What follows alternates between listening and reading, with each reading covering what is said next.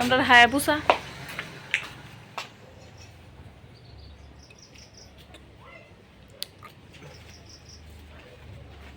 গোলাপ ফুলের কাটা জামাই কালা ফাটা।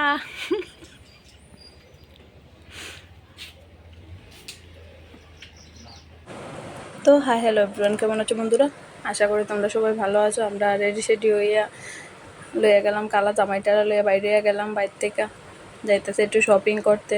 আমরা শপিং করতে কই যাই দেখতে থাকো পুরো ভিডিওটা, তারপরে বুঝতে পারবা কি কি কিনি। তাও নেক্সট ব্লগে দেখাম, এই ব্লগে না। দেখালো পুরাটা, তারপরে বুঝতে পারবা। এই পড়লাম ফুলো টাওয়ারের সামনে, ঠিক আছে?